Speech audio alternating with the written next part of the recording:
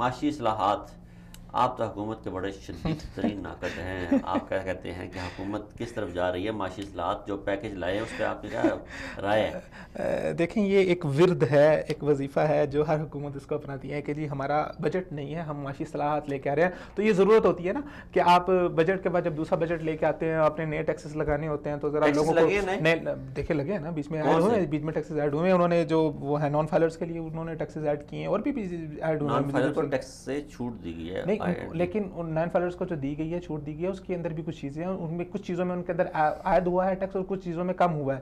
لیکن اس کے علاوہ جو آپ کا دوسرا طبقہ ہے جو دیکھیے گا، آپ کو بھی جنگ اخبار کی طرح معافی نہ مانگنی پڑ جائے. انہوں نے کہا تھا کہ وہ ایک دن انہوں نے خبر لگائی کہ 6.5 ارب کے ٹیکس معاف کر کے 12 ارب کے نئے ٹیکس لگا دیے. دوسرے دن انہوں نے کہا جی ہمارے رپورٹر سے غلطی ہے، ہمارا رپورٹر معافی مانگتا ہے. نہیں دیکھیں بات یہ ہے کہ ٹیکسز لگے ہیں، اس کے اندر ڈیوٹیز بھی بڑی ہیں اور بھی چیزیں بڑی ہیں. بہرحال مسئلہ یہ ہے.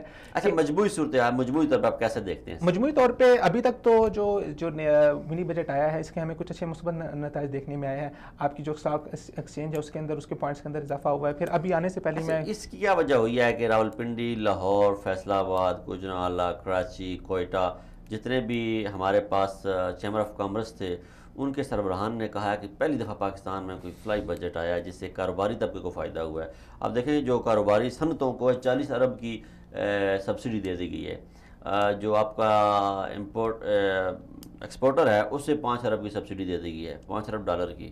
یہ تو آپ اس میں 5 ارب روپے کی سبسڈی دینا، اس میں آپ کیا کہیں میں گے؟ دیکھیں نا میں آپ کو سبسڈی بتاتا ٹیکس کی مد میں دی گئی ہے، یہ نہیں کہ آپ یہ کہیں کہ انہیں سبسڈی کوئی دے دی گئی ہے حکومتی پیسوں سے، انہیں ٹیکس کی مد میں سبسڈی دی گئی ہے. کہ وہ سبسڈی انہیں دیں گے تو بھائی جان ڈالر پاکستان آئیں گے نا. بزنس